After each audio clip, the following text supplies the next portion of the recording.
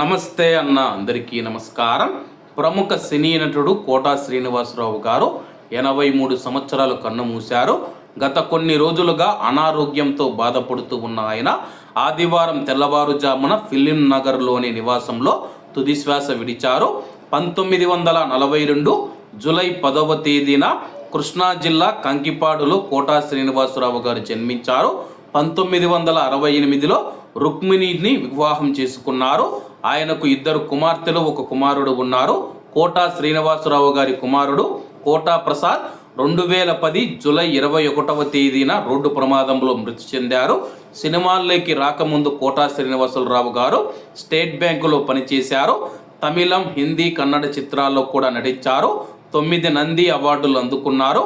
ప్రతిఘటన 1985వ సంవత్సరం, గాయం, తీర్పు, లిటిల్ సోల్జర్స్, గణేష్, చిన్న, పెళ్ళైన కొత్తల్లో, ఆ నలుగురు, పృథ్వీనారాయణ చిత్రాలకు నంది అవార్డులు అందుకున్నారు. 2012లో కృష్ణం వందే జగద్గురం సినిమాకు సైమా అవార్డు అందుకున్నారు.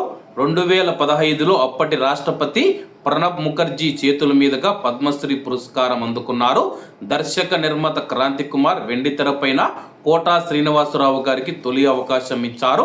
1994 నుంచి 2004 వరకు విజయవాడ తూర్పు నియోజకవర్గ బీజేపీ ఎమ్మెల్యేగా ఆయన పనిచేశారు. 1978లో ప్రాణం ఖరీదుతో సినీ రంగంలోకి అరంగేటం చేశారు.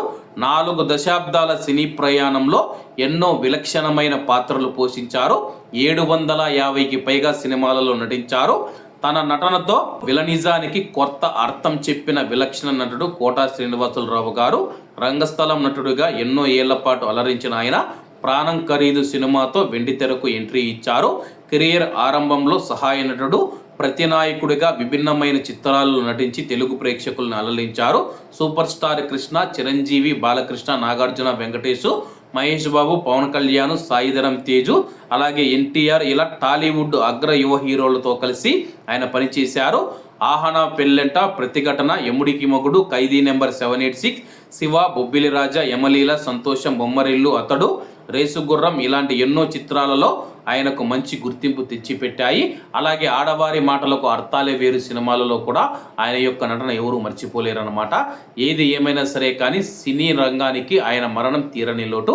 ఆయన పవిత్ర ఆత్మకు శాంతి కలగాలని కోరుకుంటూ అందరూ బాగుండాలి, అందులో మనం ఉండాలి. అందరికీ నమస్తే అన్న. జై హింద్.